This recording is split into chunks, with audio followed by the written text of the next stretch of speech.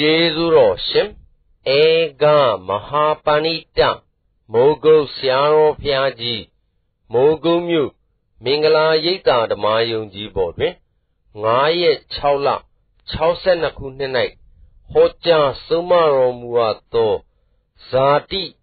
ဇရာမရဏဒုက္ခသစ္စာမြင်အောင်ရှုကြရန်တရားတော်ဓမ္မတွေကိုသစ္စာကိုသိအောင်ပြောတော့မှဩငါတို့ဒီကားလို့ဆိုရင်ဖြစ်ဆိုးကြီးကြုံနေပါလားဆိုတာပေါ်လာတယ်နော်သစ္စာမသိသေးတဲ့ပုဂ္ဂိုလ်အတွက်ကတော့ကိုယ်ဖြစ်ဆိုးကြီးကိုပေါ်လာတာကိုမသိသေးဘူးအဲ့ဒါဒီရတဲ့ကိုရမကြီးရှိသွားမစကြတရားဘုရားတိုင်းပဲဟောတဲ့သစ္စာသစ္စာစပြီးဒီကလာဟောသစ္စာမသိဘဲနဲ့သောတပန်တည်တယ်ဆိုလို့ရှိရင်လည်းသစ္စာတန်ယုတ်ကမယုံမှန်းနဲ့လို့ပြောတာနော်အဲ့တော့ဒီသစ္စာလေးသိမှလည်းသံဃာအဆုံးတတ်တာကိုသဘောကျသစ္စာကိုမသိလို့ရှိရင်တော့သံဃာအဆုံးတတ်တာကိုသဘောမကျကြဘူးဒါကြောင့်ဓမ္မတွေအဖြစ်ဆိုးကိုပဲရှင်းဥစွာရှင်းပိုင်းနည်းနည်းလေးပြောပြပါမယ်ဘုရားဓမ္မတွေဒီကားလို့ဆိုရင်ဇာတိဆိုတော့ပြိတ္တိနေလာကြကြတော့ဇာတိခေါ်တာယခုပြင်းမရောက်လာမေဝံကောင်းပြင်းမရောက်လာတဲ့အခါတဏှိချက်ရင်းရောက်လာတာဇရာလို့ခေါ်ကြတယ်တော့ကြကြလို့ရှိရင်ခေါင်းပြင်ပြီးသုတ်တံပုတ်ရတာကိုမရဏလို့ခေါ်ကြတယ်အဲ့တော့ဇာတိဇရာမရဏဟာဒကာဓမ္မတွေမှာဒီခန္ဓာဤအတွင်းသားပဲဆိုလို့ရှိရင်မှတ်လိုက်တာပေါ့နော်ခန္ဓာဤအတွင်းသားဘာတွေပါလဲဇာတိဇရာမရဏပဲရှိတယ်အဲဒီဇာတိဇရာမရဏပဲရှိတယ်ဇာတိပြည့်ကြံတော့လေဒုက္ခသစ္စာလို့ဟောပြန်ဇရာပြည့်ကြံတယ်ဇရာပိဒုက္ခသစ္စာမရဏပြည့်လိုက်ကြံသေမှုပြည့်လိုက်ကြံတော့မရဏပိဒုက္ခသစ္စာဆိုတော့ဓမ္မတွေလာခြင်းကလည်းမကောင်းဘူးနေခြင်းကလည်းမကောင်းဘူးသေခြင်းကလည်းမကောင်းဘူးကောင်းကြလာခြင်းဇာတိကလည်းမကောင်းနေခြင်းဇရာကလည်းမကောင်းသေခြင်းမရဏကလည်းမကောင်းဆိုတော့မကောင်းသုံးချက်ထပ်ဒီဘဝဘာရမထပ်နေလဲ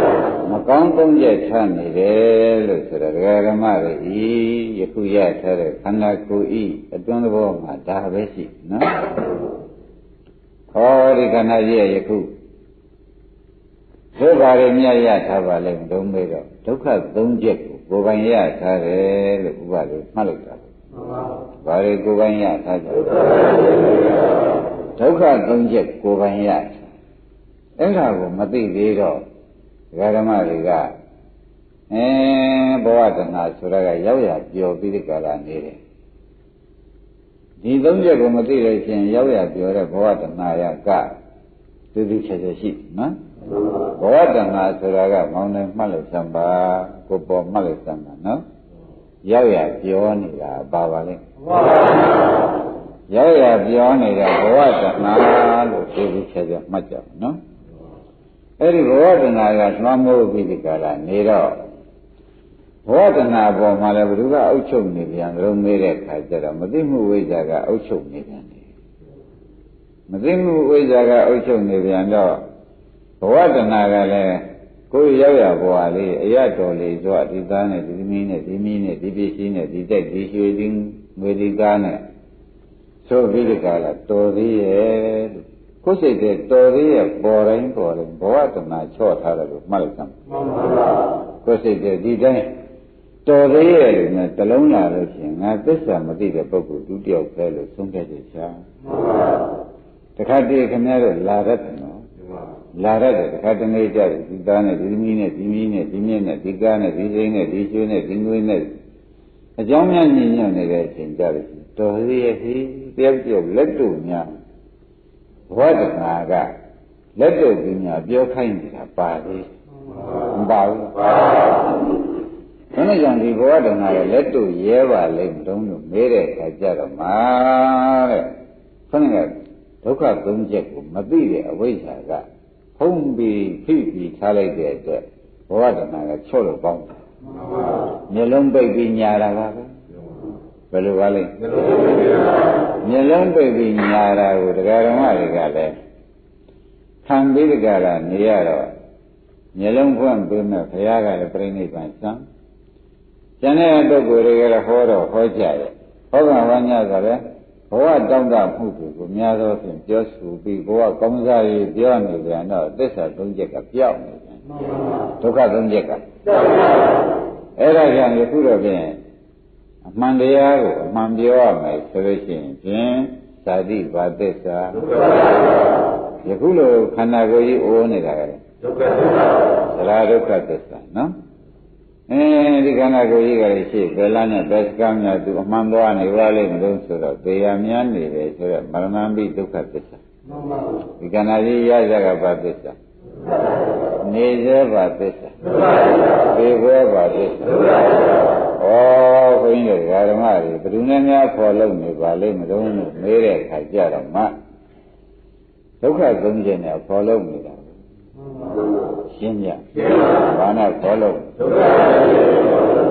ဒုက္ခဆိုတာဥစ္စာကွဲကိုကြံပွေရကိုတရားဓမ္မတွေအဖို့ကောင်းလုပ်ပြီးပေါင်းသိမ့်ပြီးဒီကလာနေတာလည်းပေါင်းကြလို့ပေါင်းကြတာမဟုတ်ဘူးမသိတဲ့ဝိဇ္ဇာကဖုံးတာဒုက္ခသုံးချက်ကိုဖုံးတာဒုက္ခသုံးချက်မသိတဲ့ဝိဇ္ဇာကဖုံးတာတော့တဏှာလည်းမဲအရတော်ကွာမဲသားနဲ့သမီးနဲ့ရှင်နဲ့ငယ်နဲ့ကြောင်းနဲ့မြနဲ့ဆိုသလိုချော့ပြီးထားလိုက်တော့ကာရဝိဇ္ဇာတဏှာတန်ချက်တွေတွမ်းမိုးပြီးဒီကာရဘုန်းကြီးဓမ္မတွေမှာတဲ့ဒုက္ခသုံးချက်အကွယ်ကြီးကွယ်ပြီးအပြောက်ကြီးပြောက်တော့တယ်လို့မှတ်ရမှန်ပါဘယ်တော့ဆိုးတော့ပေါ်ကြတယ်အဲ့ဒါကြီးရောင်းဝယ်ကောင်းတယ်ဆိုကောင်းလို့သရဒုက္ခပြောက်တာမဆက်တဲ့ကိစ္စတွေရောင်းဝယ်လုပ်နေတာလဲမရဏပိဒုက္ခကပြောက်နေတာရင်းပြီဇာတိဒုက္ခပြောက်တာကိုဘုန်းကြီးတို့ကအထူးမဆိုလိုပါဘူးဇာတိဒုက္ခပြိတ္တိနေခဲ့တဲ့ရှင်ကြီးပြောက်နေတာကိုအထူးမဆိုလိုပါဘူးသရဒုက္ခရင်နှိမ့်ဆက်နေတာကလည်းစီးပွားရေးအကြောင်းရင်းညွှန်နေသရနှိမ့်ဆက်တာကိုမမြင်တော့မြင်သေးရဲ့ဒီကနေ့မှကံကျိုးပေးနေကြတယ်မရဏဒုက္ခသစ္စာကြီးရောက်တော့မှာပဲရောက်ဖို့တဲတဲကြံတော့တယ်ဆိုတာကိုမြင်ပါဘူးသူတို့မမြင်ချင်းကြောင့်နောက်ကဓမ္မတွေကဲခိုက်ကြည့်တော့မှဩသစ္စာမသိမှုအဝိဇ္ဇာတန်ကျက်မြင်ပါဘူးချော့ထားမှုဘဝတဏတန်ကျက်ဒီတန်ကျက်နှစ်ချက်မိပြီးဒီကရာနေလိုက်တဲ့ဥစ္စာဓမ္မတွေမှာဘုရုဘာထင်ရမလို့ဆိုတော့မာမနာတွေများတော့မှတက်လာတယ်သစ္စာမသိလိုက်ဘူးဖုံးသွားတယ်သိကြဆရာကောင်းပါဒါကြောင့်ငါပြတဲ့ကိုရမေကြီးလည်းသစ္စာမသိလို့သံဃာရှိခဲ့တယ်ကွာမင်းတို့လည်းကာခဲ့တယ်မှာအသိဉာဏ်ကိုမရသေးလို့ရှိရင်လည်းရှင်းမြဲရှင်းကြအောင်ပါပဲဆိုပြီးဒီကလာဘုရားခင်ကိုရမေကြီးဒီသူကိုယ်တိုင်ရှိခဲ့တဲ့အကြောင်းကိုတရားဓမ္မတွေထုတ်ဖို့ပြောတယ်နော်ဇာတိအကြောင်းပြောပါမယ်ဇာတိဟာဓမ္မဇာတိဆိုတာလေခေါင်ရုပ်သူပါတဲ့ပုဂ္ဂိုလ်သူတယောက်မှတ်လိုက်စမ်းပါနော်ဇရာဆိုတဲ့ဥစ္စာလေခေါင်ရုပ်တစ်ခုနဲ့သူဝန်တန်းတယောက်ပဲလို့မှတ်လိုက်တာပေါ့မရဏဆိုတာလေဓမ္မလေသူခေါင်ရုပ်နဲ့ဝန်တန်းတယောက်ပဲလို့မှတ်ထားတယ်ဝန်တန်းပဲနှစ်ယောက်ရှိဇာတိကသုတ္တဝံဘယ်လိုဝန်ထမ်းကြုံဆိုလို့ရှိရင်ဖြင့်တဲ့ဇရာတို့မရဏတို့သူကအဖော်လို့ပြီးပြောတယ်ငါဒီကားလို့ဆိုလို့ရှိရင်ကွာမောင်းနိုင်ဆိုရတဲ့သူတယောက်နောက်ဘဝဆွေမျိုးညာတကာတွေတဲကမှဒီလူဘဝကောင်းတယ်ဆိုပြီးဒီကလာဘယ်ဘဝရတော့မဟုတ်မရောက်ရဘဝကနေပြီးမင်းဘဝမကောင်းဘူးလူဘဝကောင်းတယ်ဆိုပြီးဒီကလာသူကတရားဟောပြီးဒီကလာဆွဲယူလာတယ်နဲ့မောင်းနိုင်လူဘဝဇာတိပရိသေနေရနောက်ဘဝကဆွေမျိုးညာတကာတွေတဲကနေပြီးချော့မော့ပြီးတခါတည်းခေါ်ဆောင်ပြီးဒီကလာခဲ့လို့အခုခါမှာအမျိုးဝန်းနဲ့ရောက်ဒါဇာတိတာဇာတိကအမင်းညာတကာတွေကမှဆွဲထုတ်ဖို့အားလုံးသောပုဂ္ဂိုလ်မကန့်ကွက်နိုင်တဲ့အခြေအနေမရှိအောင်ကန့်ကွက်နိုင်တဲ့အခြေအနေမရှိအောင်နောက်ဘဝကသမင်းညာတကာတွေကမှဒီပုဂ္ဂိုလ်ကိုတဘဝပြိတ္တိနေရတ ဒုက္ခတွင်တဲ့ဆွဲချဖို့ဒုက္ခရောက်တဲ့နေရာကိုထောင်ထဲပို့ဖို့ဒါဇာတိတာကိုသဘောကျနောက်ဘဝကဆွဲပြီးသမင်းရတယ်ငွေအမြဲဆက်လက်တဲ့ထဲကနေပြီးမောင်တိုင်းကိုရဆွဲပြီးကိုယ်ကိုရဆွဲပြီးဒီကလာအမှုကောင်းကောင်းတဲ့ရောက်အောင်ယူဆောင်လာတာဇာတိဆိုတဲ့အမှုကံတယောက်ရဲ့ကိစ္စသဘောကျလူကောင်းလားလူဆိုးလားဆိုတာစဉ်းစားကြည့်တာလူဆိုးပါပဲဆိုတော့ဒကာဓမ္မတွေပေါ်ကြဘယ်လောက်ဖြစ်အောင်ဆိုးတယ်ဆိုတော့နောက်ဘဝကဆွေမျိုးတွေသားတွေမယားတွေပစ္စည်းတွေကြားတဲ့ကမှအတရားဓမ္မဆွဲထုတ်ပြီးဒီကရာသူဟောပြောပြီးဒီကရာလူဘဝကောင်းတယ်ဆိုပြီးဒီကရာဆွဲယူပြီးဒီကရာအမေဝန်းကောင်းဆိုတဲ့ကျင်းကျင်ငယ်တွေကြားတဲ့ပြိဋိထောင်တဲ့ကိုချဖို့ရဟာသူတာဝန်ခံထားတဲ့ဆိုသူတာဝန်ဒီဒီကဓမ္မတို့ပြိဋိနေခဲ့ရတယ်ဇာတိတရားဟောပြောချက်ဆိုတဲ့တရားဆူးရှမှုကြောင့်ခမည်းတော်ပြိဋိနေခဲ့ကြလူကောင်းလားလူဆိုးလားဒီဘက်ဒီတရားတော်အမေဝန်းကောင်းတွေရောက်လာတော့တို့ဖြင့်ရောက်တဲ့နေရာမှာစဉ်းစားကြည့်တဲ့ကျင်းကျင်ငယ်တွေကြားတဲ့အခါအသက်မရှိဘဲနဲ့နေရနော်ကျင်းကျင်ငယ်ကြားတဲ့အသက်မရှိဘဲနဲ့နေရတာဟာမောင်နိုင်ပဲစဉ်းစားကိုယ်ပေါ်ပဲစဉ်းစားပါဒကာရမတို့ဘာဒုက္ခတို့ဇာတိပိဒုက္ခသစ္စာလို့မောင်နိုင်ဟောတဲ့ဒီပါလေးတို့နောက်ကဒကာရမတွေဟောတဲ့ကြလားခမည်းတော်ရဲ့ထဲကနေပြီးကာလအဲ့ဒီထဲရောက်လာတာဘာဖြစ်လို့လုံးလို့မေးတဲ့ခါကျတော့တရားဆရာကရှင်မင်းညာကာတွေနောက်ဘဝကရှင်မင်းညာကာတွေကြားတယ်ပစ္စည်းတွေကြားတယ်သာသမီတွေကြားတယ်မှာမင်းနေလို့လကားပဲကွနေခြင်းမင်းလည်းမနေရဘူးကွဆိုပြီးသူတရားကောင်းတာနဲ့အမျိုးကောင်းထောင်တဲ့ကိုကြားလာတာဇာတိကရွက်ဆောင်လာတဲ့ကိစ္စသဘောပါဇာတိကလည်းဒါပြန်ကြောက်เสียပါလားနှိမ့်ဆက်တဲ့လူတစ်မျိုးပဲဒါဖြင့်ဇာတိတိဒုက္ခသစ္စာဆိုတာမှန်ပါရဲ့ဒုက္ခပေးလေတယ်သူကပဲဆိုတာကိုပေါ်လာအဲကြောင့်ပရိသမရမဲ့ရှင်သာရိပုတ္တရာတို့ကြတော့ဒုက္ခသာပိလိနာထောကွာညာကြမဖက်အမြဲနှိမ့်သက်တာဓာတိကွာဒီကျင်ငယ်တဲ့တွန်းချိုက်ဓာတိပဲအစားကမစားရအနတ်ထားရတယ်အသက်မရှိနဲ့ဆိုတာလေဒါပိဋကနာထညာတာမဖက်အမြဲနှိမ့်ဆက်တယ်ဆိုတာပေါ်လာဘူးအဲ့ဒါဒကာဓမ္မတွေကမသိတော့ဒီဘဝသုတေမနေသိလန်းရတဲ့နိဗ္ဗာန်မရသေးခဲ့လို့ရှိရင်ဖြင့်လူကောင်းတတ်ကောင်းပဲဖြစ်ရပါလို့ဆိုလို့ရှိရင်ဖြင့်ခမည်းတော်ကဇာတိကတရားဟောကောင်းတဲ့တဲ့နှိမ့်ဆက်မဲ့လူကတရားဟောကောင်းတဲ့တဲ့ကိုယ်ကလူပါသွားတဲ့အတွက်ဒုက္ခရောက်ကြအောင်မယ်မှန်ပါပါကိုယ်ကလူပါသွားတဲ့အတွက်ဘာပါလိမ့်ဒုက္ခရောက်ကြာကြနာကြည့်ခြင်းနဲ့ထောင်မှပေါ်လာတယ်နော်နမရရှင်ပဲလူဘဝရတော်လေကြလို့သစ္စာမသိပဲနဲ့သစ္စာဉာဏ်တွေကိုမဟောပဲနဲ့မနုဿတဘာဝဒုံဘောလေးကဟောနေမယ်ဆိုလို့ရှိရင်ဖြင့်ဇာတိဒုက္ခသစ္စာပျောက်ထွက်သွားမှန်ပါသဘောကျဇာတိဒုက္ခသစ္စာဘာဖြစ်သွားနဲ့ရတော်လေးကြလို့ဒုံဘောတရား၅ပါးကိုဟောလိုက်မယ်ဆိုလို့ရှိရင်ဖြင့်ဒကာဓမ္မတွေကပြုံးတာရှင်တာနဲ့တော်သေးရဲ့သစ္စာပျောက်ထွက်သွားသစ္စာပျောက်သွားရင်ခင်ဗျားတို့တော်သေးရဲ့ဆိုတဲ့တဏှာဒီသစ္စာကိုကန့်ဝတ်လိုက်တဲ့အတွက်နိဗ္ဗာန်မဖို့မရတော့ပါဘူးရှင်းရနိုင်ပါဦးဒီကြောက်ကြကောင်းပါဒါကြောင့်တရားပဲမှချင့်ပြီးတော့နာကြရနော်သစ္စာမဆိုင်သေးတဲ့တရားဖူတွေ့ပြီးဘုံဘဝကိုတွေ့တာနိုင်တဲ့တဏှာရှိတဲ့တရားဘုံဘဝကိုတွေ့တာတဲ့တဏှာရှိတဲ့တရားဆိုတာသိကြပါလားအဲ့ဒါခင်ဗျားတို့ဘုံဘဝဒုက္ခဇတ်သိမ့်နိုင်ပါသစ္စာမသိတဲ့တရားသိမ့်နိုင်ပါ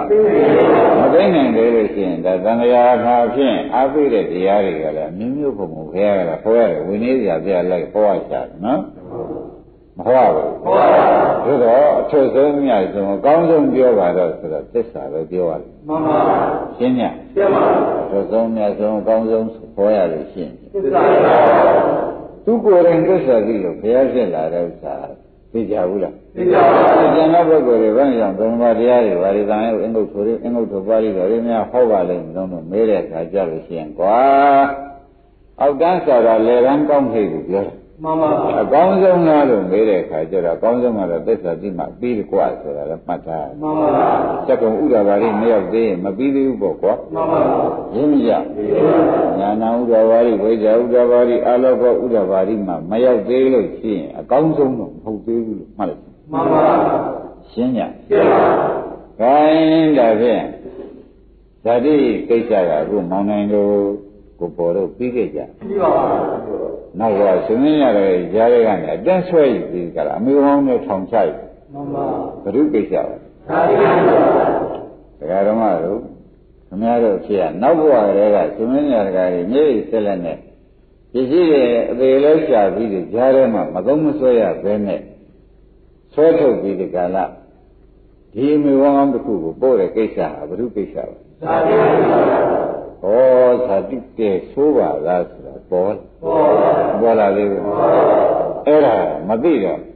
ဇာတိရပါကုလနာထောမှတပါဘာမှဟောကြမရှိဘူးကုလနာထောညာတံဘက်မျက်နှိမ့်စစ်တယ်ဆိုတော့သမင်းညာတကားတွေဟိုဘက်ကသမင်းညာတကားတွေနေသေးဒီဘဝဒီကျင်းကျင်ငယ်ကြားထဲမှာထောင်ချလိုက်တာတော့သူငယ်လုံးပါသေးဒါဖြင့်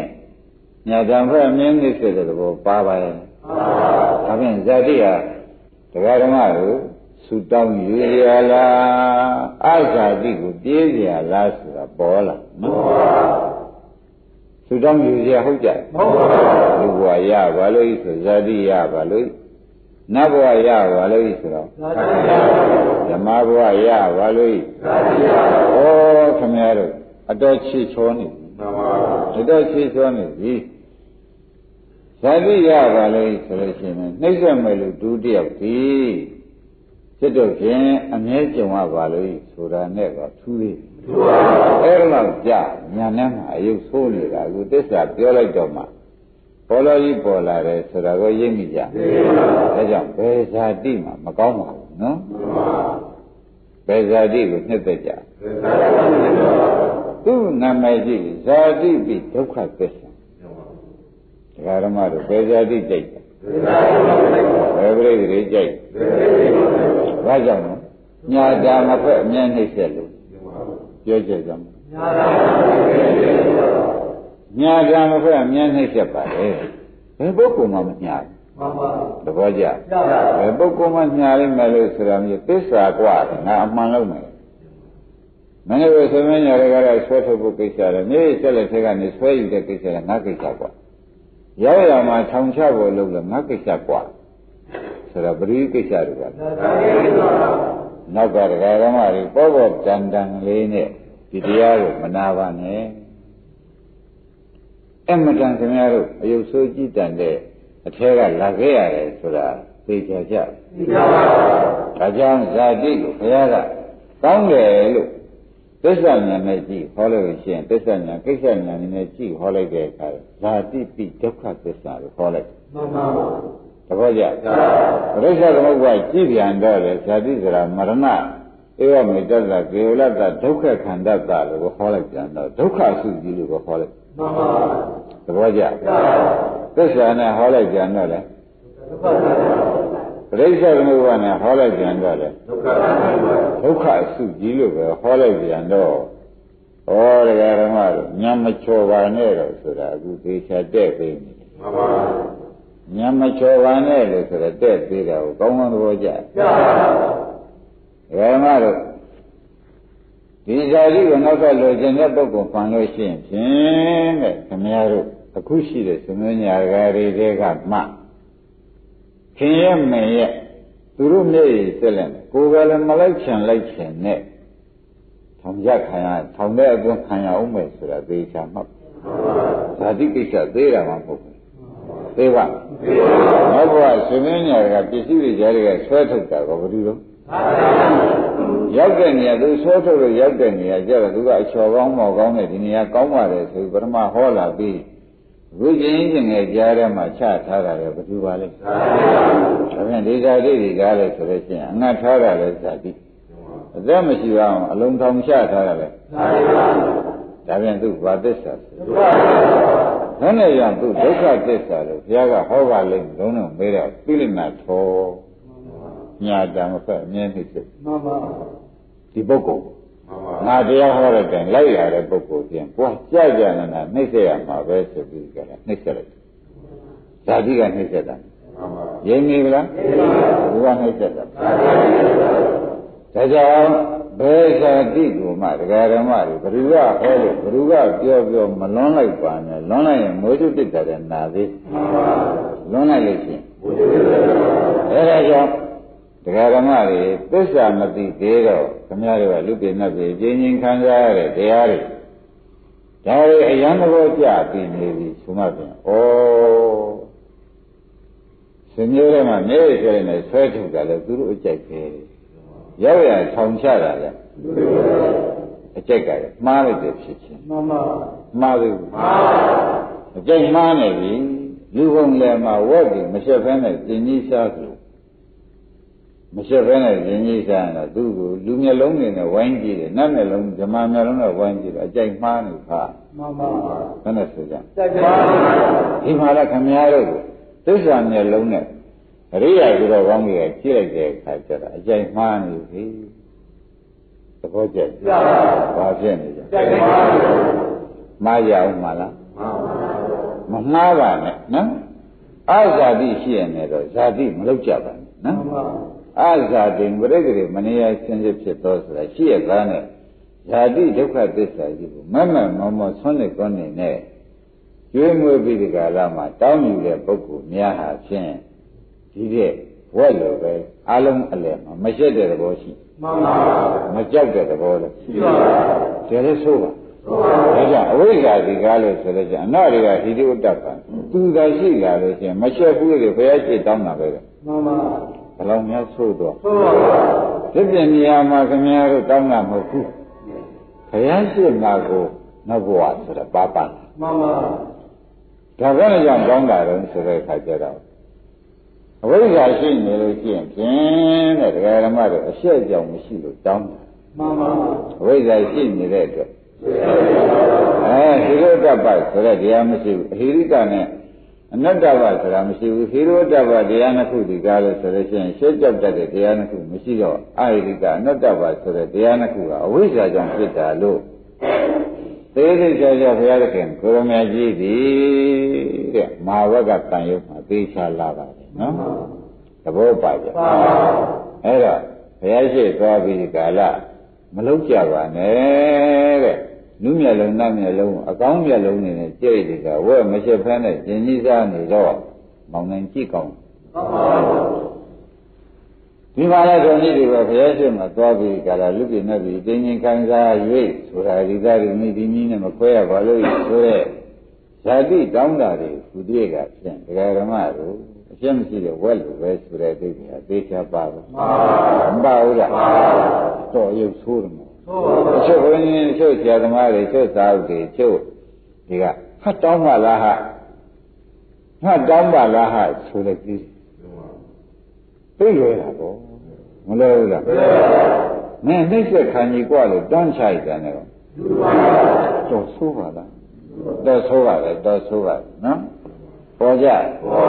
ဖြင့်ဇာတိဘလောက်တရားဟောကောင်းတယ်ဆိုတော့ကြည်ရမင်းရှင်မင်းရတယ်ညည့်စိတ်နဲ့နေမှငါခေါ်ရလိုက်ပြီးဒီကလာလာခဲ့ပါကွာဒီနေရာကောင်းပါလေလို့ဟောပြီးဒီကလာမှထောင်ချတာဟုတ်ကွာဘလောက်ဆိုးတယ်ဆိုတာပေါ်လားပေါ်ပါဒါဖြင့်ဇာတိကဘာသစ္စာလဲဒုက္ခသစ္စာ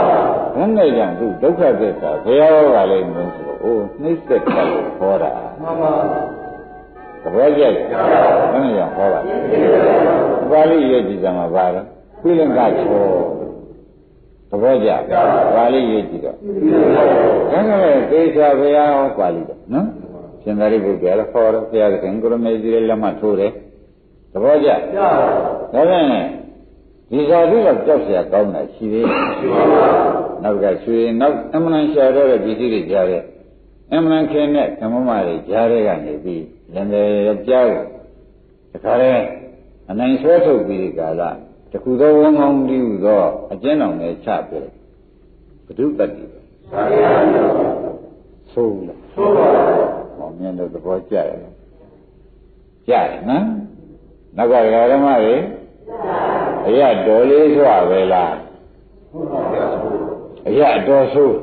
အလိုက်အတော်မှားမှားဘူးလားအရာတော်ဆိုးအလိုက်အတော်မှားတယ်ဆိုတော့ပေါ်ကြ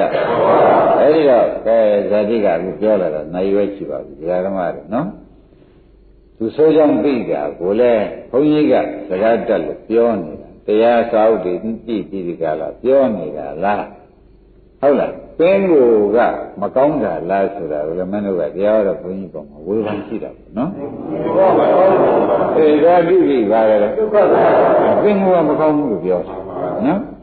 ဘယ်နှကြောင့်ဒုက္ခသစ္စာခွဲရပါလိမ့်မလို့ဆိုတော့ခဏကပါဠိလေးပြန်ပြောလိုက်ဣရဏထော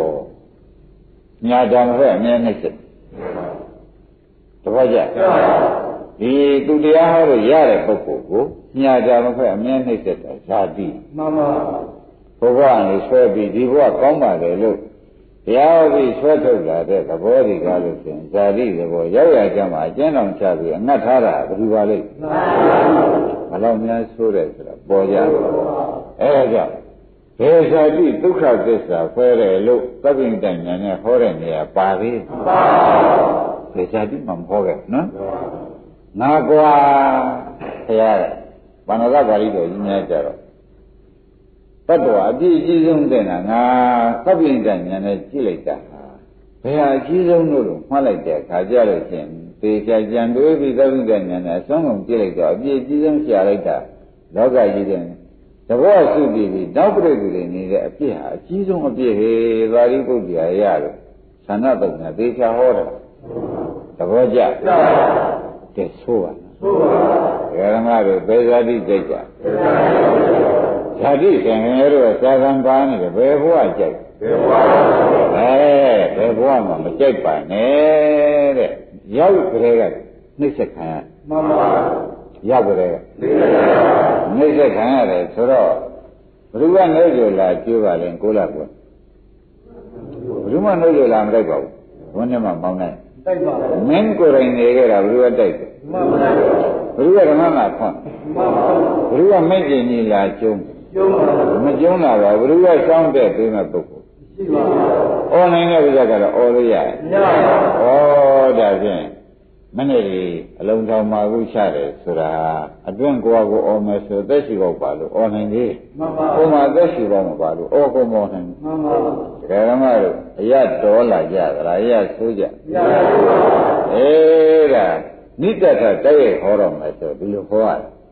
နေရကဆောင်ဟောတော့မယ်ဆိုတော့လူဘဝရာခဲတည်းဟောရတယ်နော်အဲ့ဒါကြောင့်နိတ္တကနေရကမကွဲဘဲနဲ့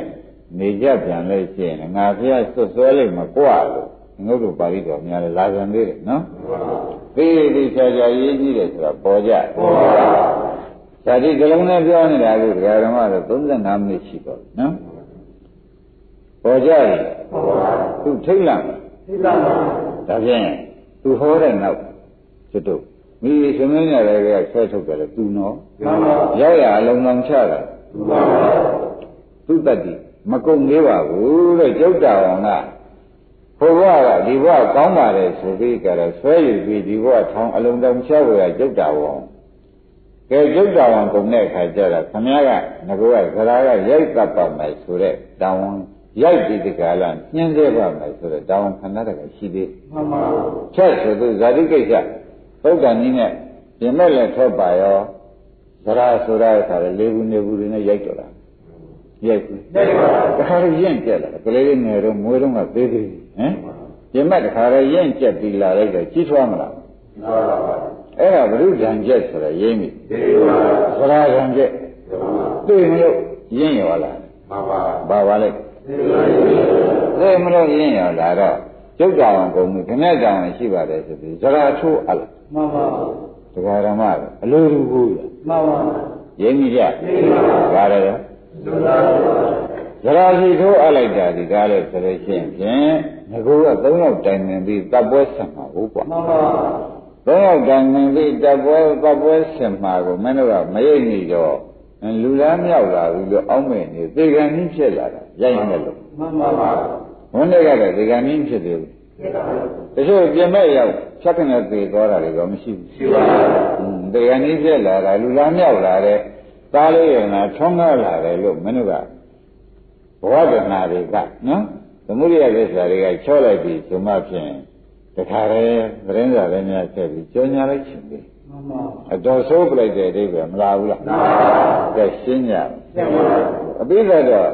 ရိုက်နဲ့ခံရတဲ့အခြေအနေရောက်မှန်ပါဘယ်လိုဆိုကြရိုက်နဲ့ခံရတဲ့အခြေအနေရောက်ပါဒုတတိပါလဲမျိုးမေးတော့သရဂါသစ္စာဒုက္ခသစ္စာဆိုတော့ဒုက္ခကဆင်းရဲတာသစ္စာကပန်းတာဆင်းရဲတာမှန်ပါပဲမှန်ပါသို့တော့ဆင်းရဲအောင်လုပ်တာဘယ်သူတုံးလို့မေးတဲ့အခါကျတော့မှသရဟာသရပဲလက္ခဏာရှိတုံးဟုတ်လားသစ္စာနဲ့တွေ့ရမှာဆိုတော့သရဒုက္ခသစ္စာမှာလည်းကတော့ပြိလနာထောမှန်ပါဘယ်လိုဆိုလဲရောက်လာတဲ့အချိန်မှာညာတံမဖက်အမြဲနှိမ့်ဆက်ဖို့သူ့လက်တွင်ရောက်တဲ့အချိန်မှာညာတံမဖက်အမြဲနှိမ့်ဆက်ဖို့ရတယ်ဘုရုကိစ္စပါလေဇေယိကိစ္စဆိုတော့ကျင့်တတ်ကြဘာလဲဆိုးလုံးပြောပါတယ်ဆိုးလုံးကဒီတလုံးတလုံးကိုပဲနိုင်ဝက်လောက်ပြောပြီးဒီကလာနေတာဒကာဓမ္မတွေမှာဩတို့မသိတာဒီဆရာသမားကြီးကကောင်းမွန်ဖော်ပြောပြီးဒီကလာနေလို့တို့ကဖြင့်ရောက်ရပြောမသိတာဝိဇ္ဇာကဖုံးလုံးရောက်ရကပြောပြီးကြတယ်မှုပဲယူပဲပေါင်းဝသိနေအစရှိတယ်နဲ့မျိုးမျိုးနေတဲ့ဥစ္စာနှိမ့်ဆက်ခံရင်ပြောနေတော့ယူလို့ရင်လည်းဖြစ်ပါလေနှိမ့်ဆက်ခံရင်ပြောနေကြသွားနေကြတယ်သွားတွေကရင်ရနာလိုက်အောင်းလိုက်ရှိဘူးခန္ဓာကိုယ်ရဲ့ခါကဟိုကျန်တယ်ဒီကကြိုက်တယ်လို့ခဲတယ်သရာကိစ္စတွေကလည်းအမြဲနှိမ့်ဆက်မှန်ပါဘူးဒီနှိမ့်ဆက်ရမှတ်တယ်လည်းပြောလိုက်မြူးလိုက်နေဆိုတော့ဟာဒီပုဂ္ဂိုလ်ဘယ်လိုပါလိမ့်မလို့လို့မေးလို့ရှိရင်ကိလေသာယူထနေလို့ပဲမှန်ပါဘယ်လိုဆိုကြကိလေသာပေါ်ကြရှင်းကြနော်အခုဘုရားကနေထိုးအားလိုက်လို့ဘုရားလက်ထဲရောက်လာပါလိမ့်မောင်နိုင်ကြီးသဘောတူမှာဟုတ်ကြရဲ့ဟုတ်ပါဘုရားရဲ့ကနေပြီးတရားပြပြီးထောင်ချပြီးဒီကလာတာဝန်ကထောင်လျှောက်ဖို့တာဝန်ကဇာတိတာဝန်နော်ထောင်ထဲကနေပြီးဒီကထောင်ထဲရောက်တဲ့အခါကျလို့ရှိရင်ဖြင့်ရိုက်ဖို့နှက်ဖို့မထနိုင်အောင်လဲနေအောင်လုပ်ဖို့တာဝန်ကဘုရုတာဝန်နဲ့အခုဥပါရလေးတို့ဘုရုလက်ထဲရောက်နေပါဒီချိန်မှာသားနဲ့မယားနဲ့ပစ္စည်းလေးကြောင်းညင်ညွတ်ပြီးကြတော့ပြောပြီးကြတော့ဒီလိုများဖြင့်ကျုပ်မသေးခြင်းသေးဘူးဆိုတာအရိုက်ခံရနေပြောနေဒီလိုတော့ကျုပ်မသေးခြင်းသေးဘူးဆိုတာဘာပါလဲဟာမင်းတို့ခက်လိုက်ကြည့်လိုက်ကွာခွေးရိုက်တဲ့အခါကျတော့လော့အောင်ပြေးတယ်ဟုတ်လားကွာမှန်ပါဒီရိုက်နေတယ်လော့အောင်ပြေးကြလားဒီလိုဆိုရင်တော်ပါသေးရဲ့ဆိုကြတယ်တော်ပါသေးရဲ့သွားပြီးတော့ကွာသွားပြီးတော့ဆိုးသွားပြီမဆိုးသေးဘူးလားညံနှမ်းနဲ့ထောင်ကြည့်တော့မှခွေးရိုက်တော့တခါလဲပြေးရှာတယ်မောင်ကြီးပြေးဘူးပြေးပါမောင်ကြီးတော့ပြေးဘူးလားပြေးပါမနေ့ကသရာထဲမှာပဲဒီလိုနေရလို့ရှိရင်အခုသရာချိန်နေပါပဲဒီလိုချိန်နေနဲ့ဒီနေဆိုလို့ရှိရင်တော်သေးရဲ့ဆိုတော့နိဗ္ဗာန်ပဲပြေးမလို့စိတ်ကူးတာလားတော်သေးရဲ့ဆိုသိရိုက်ခန္ဓာလားမေးသိရိုက်ခန္ဓာဟိုကလေလွန်ကုန်ချင်းပါမလွန်သေးဘူးလားလွန်ကုန်ပြီဆိုတာဉာဏ်နဲ့နားထောင်ကြည့်မှသူကကဲသစ္စာမသိတော့မောင်နိုင်ပြိလနာထောကိုမရိပ်မိညာတော်ဘက်အမြဲနှိမ့်ဆက်နေတာကိုသူရိပ်မိရဲ့မရိပ်မိတဲ့အတွက်ကြောင့်ဒီလိုဆိုရင်တော်သေးရဲ့အရွယ်လေးလည်းမြောက်လာပြီရှိပါရဲ့လည်းထောက်လာတယ်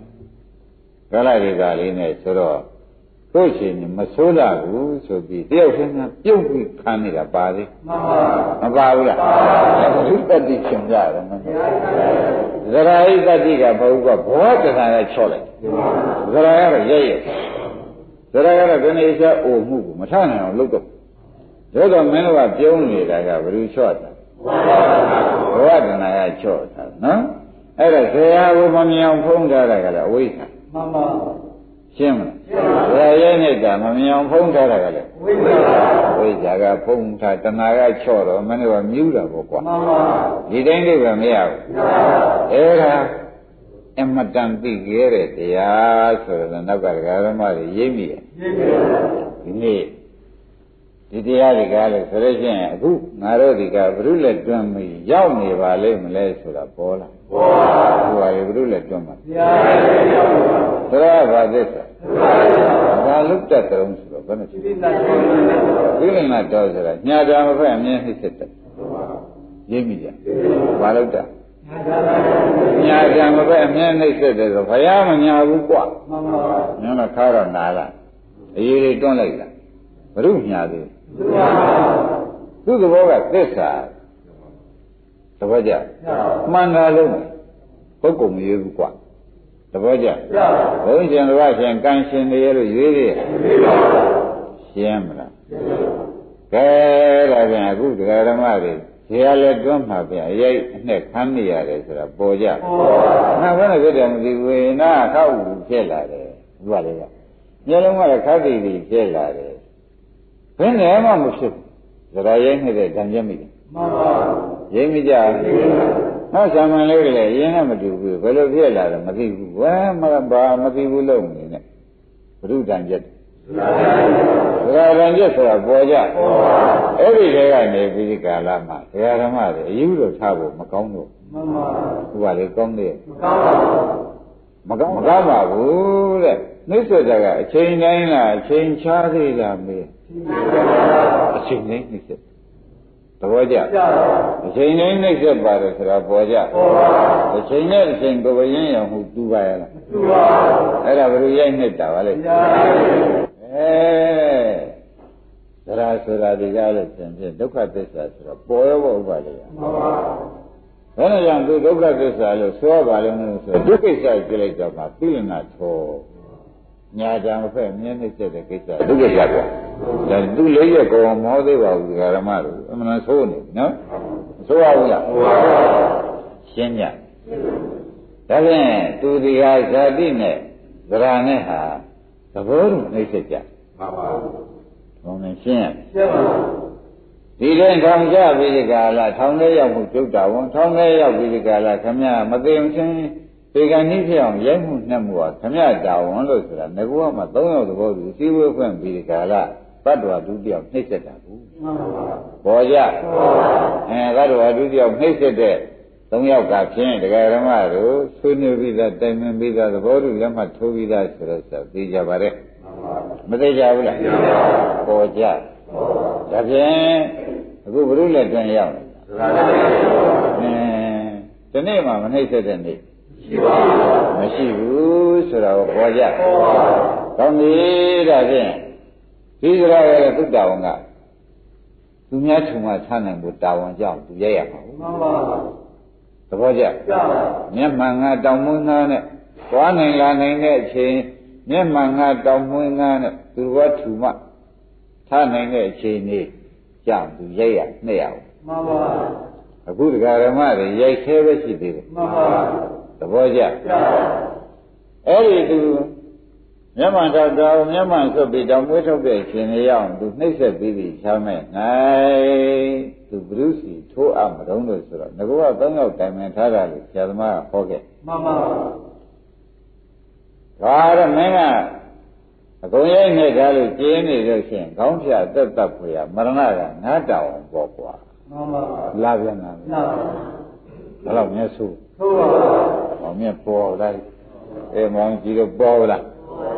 အခုမင်းတို့တွေကသုတ်တိုင်ရောက်မဲ့ဆဲချက်ပါမှန်ပါဘူးကလေဆဲချက်ပါနော်ပေါ်ကြရတာကတော့ဘယ်ရောက်မဲ့ဆဲချက်ဘယ်ရောက်မဲ့ဆဲချက်အခုတရားဓမ္မတွေဘယ်ချိန်သူထိုးအမှန်သူထိုးအပ်တဲ့ချိန်မှာจิตတို့ဒီသုတ်တံပို့ဖို့ချိန်ပဲမှန်ပါ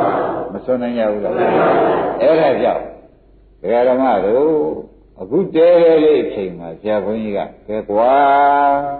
မင်းတို့ဖြင့်မင်းတို့ဇာတိတရားဟောတာလိုက်လာမိတဲ့အတွက်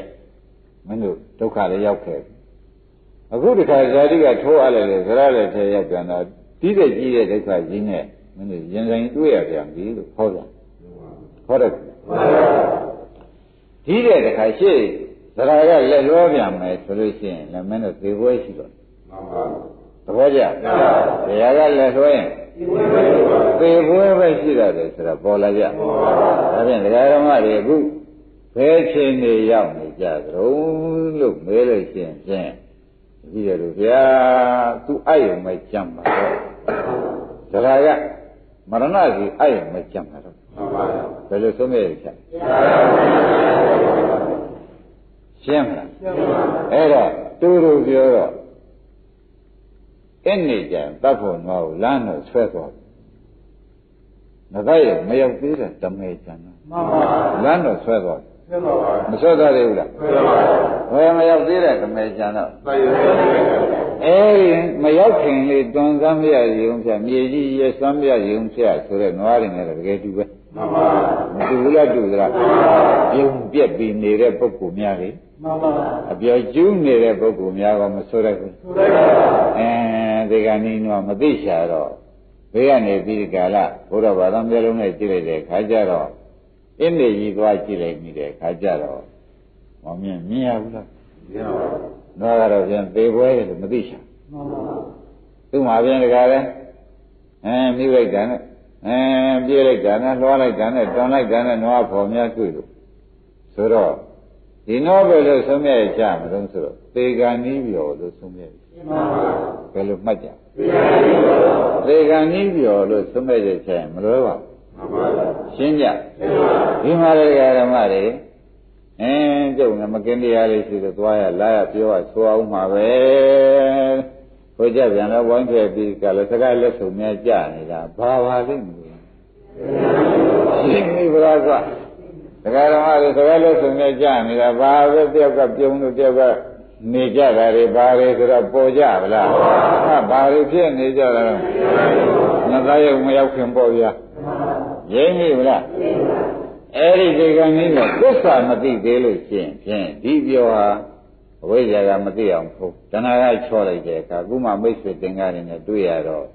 ကျမ်းမြတ်မှမှန်တယ်တွေ့ရတော့ဝါမြောက်လိုက်တာများလာလိုက်ပြီမလားဘူးလားဟာဘာဖြစ်ကြတာတော့မေးမနဲ့ပြောအောင်အမလေးခဏနွားပြောနေဘယ်နဲ့နေကြထူးတယ်အဲ့ဒါလာကြောင်မောင်ချီတို့ရုပ်ဆိုးနေတယ်ဆိုတော့ပေါ်တယ်အဲ့ဒါသစ္စာမသိတဲ့တတ်တရားတရားဓမ္မတော့ဘယ်တော့မှဆိုဒီကနေ့ပြောတော့လာလိုက်သေးဘာမသိလဲသူဆိုရတဲ့တည်းမှာကျိုးချင်းနဲ့ဆွဲပြီးသွားတယ်မရဏမင်းဆိုတဲ့သေမရှိမသားရအတ်တော်မယ်ဆဲဆဲတောင်မှကျွမ်းနိုင်သေးတဲ့ခွာလေးနဲ့မြေကြီးရက်ပြီးတကာလယူများတွေးနိုင်သေးတယ်ဆိုလို့ရှိရင်ဖြင့်ဩတိရစ္ဆာန်ဖြစ်ရခြင်းဟာဖြင့်အတော်မသိလို့ပဲလို့သူ့ကဲရမယ်ဆိုရင်လည်းကိုယ့်ကိုပြန်ကြည့်ပါဦးမကြည့်တတ်ဘူးကြည့်လိုက်ပါလူတွေကတော့လူလိုဝတ်သွားမှတော်တယ်ဟိုကြတဲ့ခါကျတော့သူမခေါ်သူမခေါ်မှလည်းစိုးရသေးတယ်ဆိုပြီးတော့မြေကြီးပြကြီးတွေကြတော့မရှိငှဝတ်တယ်ကြောင့်ဘုံကြီးသဘောကျအဲ့ဒါဘာဖြစ်ကြတာတုံးဆိုတော့ဘယ်နဲ့ဖြစ်ပါရှိပြီဗလားနှစ်ပြန်ပြုံးမိုက်ကြရင်ငါပါလိမ့်မယ်မေးကြည့်စမ်းပါဘယ်နဲ့မေးကြကိုပြုံးမိလို့ရှိရင်လည်းမိတ်ဆွေတွေနဲ့တွေ့လို့ပြုံးမိသင်္ဃာတွေနဲ့တရားပေါက်လို့ပြုံးလို့ရှိရင်တော့ဘုန်းကြီးများမဆိုပါဘူးသေလွတ်ကိုလွတ်တော့မယ်ဆိုပြီးပြုံးတာကိုတရားပေါက်ဝဲနဲ့မိတ်ဆွေသင်္ဃာတွေနဲ့တွေ့ရကြုံရလို့လွန်းဆွနေတာကြာလာပြီခုမှ33ပြီးခွဲနေရတာခုမှပဲတွေ့ရခြင်းကြောင့်သူဖြင့်ပြောလို့ကိုမဆုံးဘူးလက်ဆုံးကြလို့မသွားပါနဲ့ဦးဆိုမြတ်ထားဆွဲတဲ့အချိန်ကြလို့ချင်းဘာပြောလို့ဆိုကြရေးမိဗလားဥပါလေကစားဟောနေတာမဟုတ်ဘူးနော်အလုံးမှားနေလို့ပြောနေတာရိပ်မိကြလားမမှားချက်တော့မပြင်းဘူးလားအခုဇရလက်ထမှာနေတာမောင်းနိုင်ဘုရုစီထိုးအပ်မရဏဆိုတဲ့နောဒကရာစီထိုးအပ်တော့မယ်ဆိုတာမသေးကြဘူးလားတို့ကျလေလိခံရတော့မယ်ဆိုတာဒါသွေးပါမှစားရတော့လေသိခံရတော့မယ်ဆိုတာမသေးကြဘူးအဲ့ဒီအချိန်မှာဒိဋ္ဌံဖြစ်နေတဲ့နွားရီဒကာဓမ္မတို့လမ်းမှာတွန်လိုက်ခောက်လိုက်ခွာရက်လိုက်နဲ့အမီးထောင်လိုက်နဲ့ဘာဖြစ်နေတာတော့မေးတော့တိရစ္ဆာန်မို့ဗျာမသိရှာတော့ပြောရှာတာပဲဟိုနားရောက်ရင်နောက်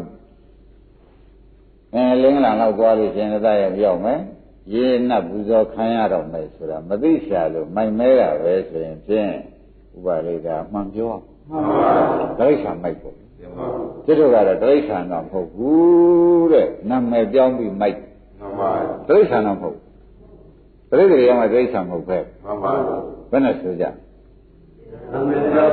နာမည်ပြောင်းမိုက်ရင်အဲ့ဒါရင်ကြီးတယ်ကွာသူပြောတာဟောတိရစ္ဆာန်မိုက်ဆိုလို့ချင်းအမှန်နာစရာကောင်းဥပါလိဒါနဲ့ပြန်ကြလို့ချင်းပြုံးမယ်ရွဲ့မယ်ဟုတ်လားတရားဓမ္မတွေက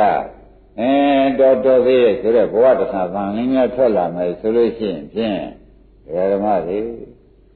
မင်းဟာတော်ဆိုးပါလားဇရာပိဒုက္ခသစ္စာများမင်းလှဲ့မကြည့်ရမကြည့်လို့ပါလားမင်းအယုံကြံတော့တယ်မရဏရှိကိုဟုတ်ပလားတရားဓမ္မတွေဘယ်အယုံကြံတော့မရဏရှိအယုံကြံတယ်ဆိုလို့ရှိရင်ပြောစရာလားလောအောင်ယုံမို့လားလောအောင်ယုံဆိုတာကတော့ဘုန်းကြီးက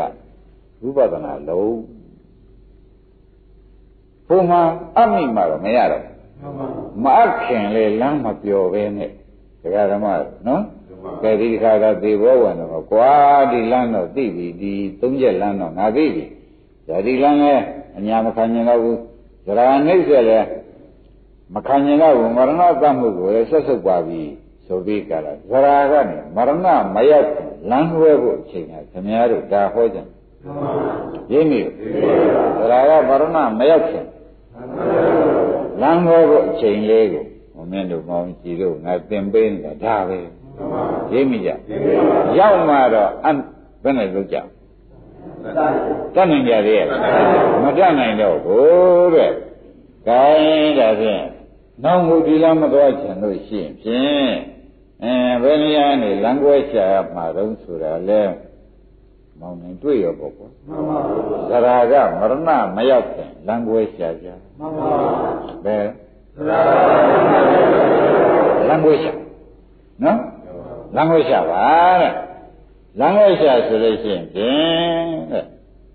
ဘုရားဒီဘောသုတန်းရဲ့ကာမဒုက္ခနိကဒီယောဂလမ်းသွားလိမ့်မယ်နော်ဒီလမ်းနဲ့ပြန်လိုက်နေမယ်လို့ဆိုလို့ရှိရင်လေတရားဓမ္မတို့မိစ္ဆာဒိဋ္ဌိကရှိနေတော့ကြအတ္တကိလမခံလမ်းလည်းမရောက်ဘူးလို့မဆိုနိုင်ဘူးမှန်ပါဆိုနိုင်မယ်ဘူးလားဒိဋ္ဌိမရောက်သေးရောက်မယ်မှန်ပါမရောက်ဘူးအဲ့တော့ဘိုးတဲ့သရဏနဲ့မရဏကြားတဲ့ကအလေလမ်းနဲ့နေပြီးဒီကာလတရားဓမ္မတို့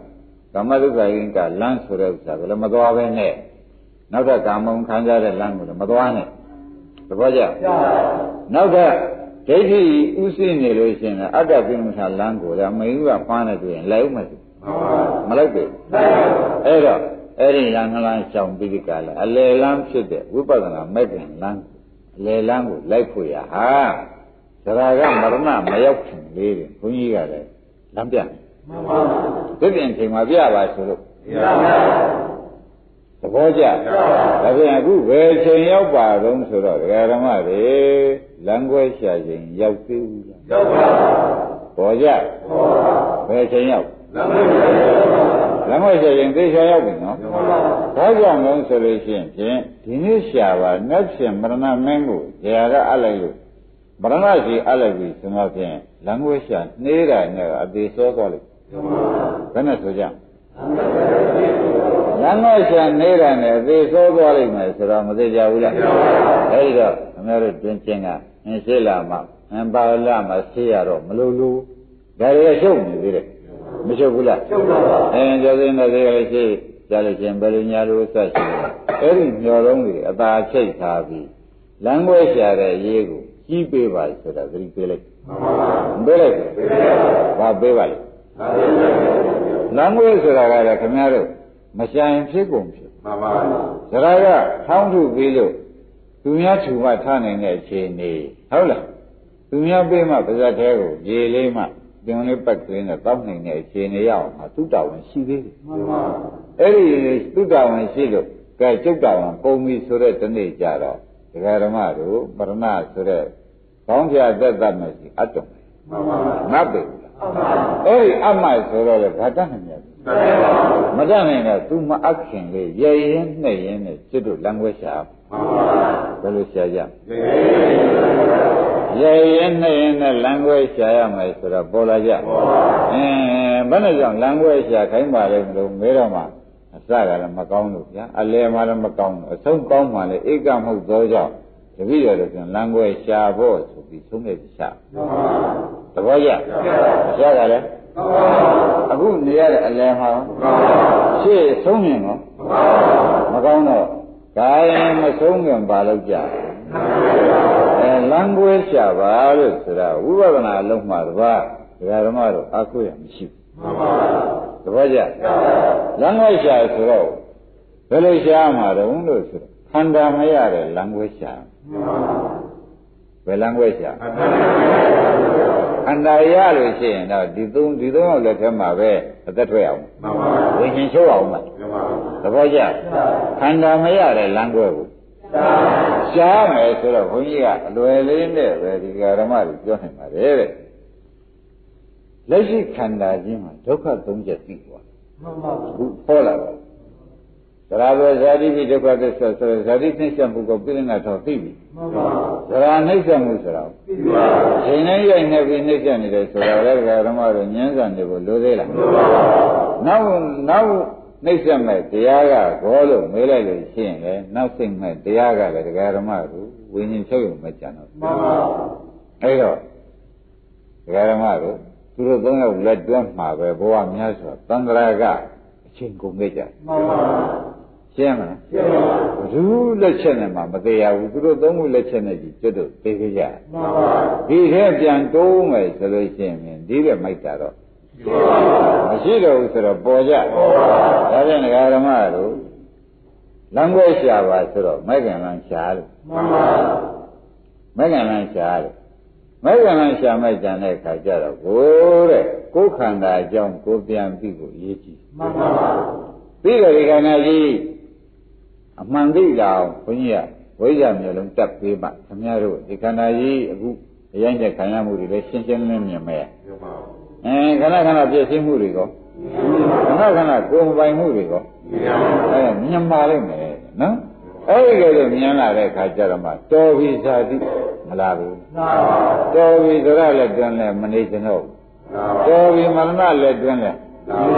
မနေခြင်းတော့ဘူးဆိုတာလာပါလိမ့်မယ်နော်အဲ့ဒါကတော့ဒကာဓမ္မတို့နဲ့ဖြင့်မှအလုပ်ထည့်ပြီးခန္ဓာကိုပြမှာရ